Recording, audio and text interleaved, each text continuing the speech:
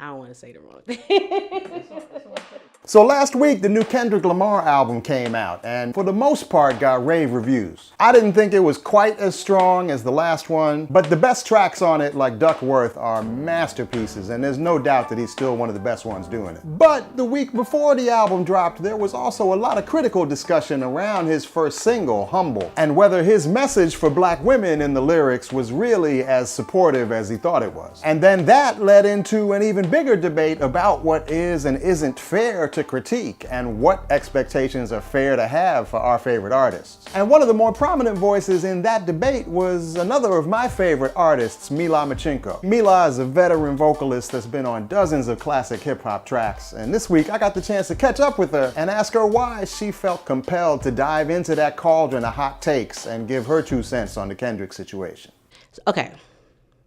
I felt like we all heard the song and everyone loved it immediately. It was amazing. It was classic. It was this, it was that. And then some people were like, whoa, hey, here's this thing. You know, I want to talk about this. I follow a lot of hip hop people. You know, I have a lot of hip hop conversations. This is our culture and we love it and we discuss lyrics. And so there were people who were like, hey, this is a thing. Can we have a conversation like that? And the pushback was immediately, oh, here we go. Angry feminists always fucking up. Why don't y'all go yell at the Migos? Y'all listen to that. But when somebody come and try to do something good, now y'all got to shout, damn, might as well not never say nothing nice to y'all. And it's like, it was so absurd. It was so completely absurd.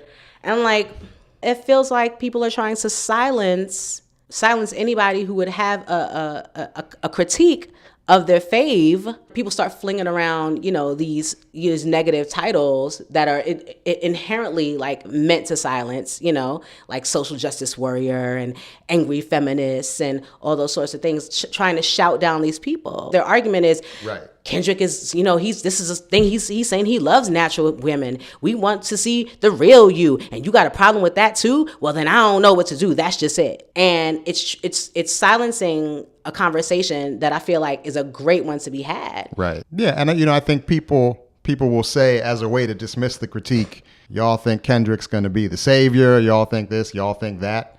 But I think that's a real and legitimate thing if he's been achieving on a certain level, both artistically and in terms of his humanity and the compassion and what he expresses, that you would hope he could be more consistent with that when he falls short. Exactly. That doesn't mean we're trying to throw all of Kendrick out the window because we felt like he was slipping on this one thing. We're not trying to throw him out the window. That shows how much we respect him. I don't want to have the conversation with the f***ing Migos. You know what I'm saying? And she rides hard for I Migos, do. I love the Migos, music. It has this place, but I'm not, rolling up on Quavo talking about, womanism. I think that there's room. I think Kendrick is clearly one of the smartest rappers, rapping today. And he's thoughtful and he is important. His music is important. And that is the person that I want to have this conversation with.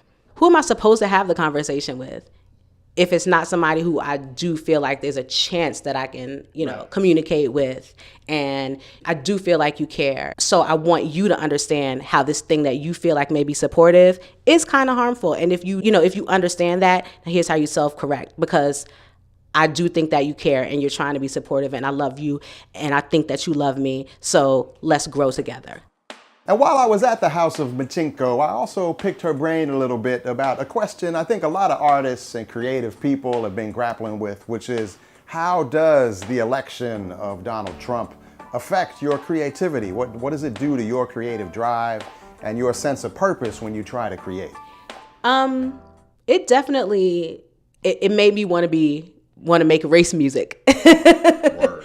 It made me want to make race music. It kind of shifted the direction of my of what I'm writing now. And how do you define race music?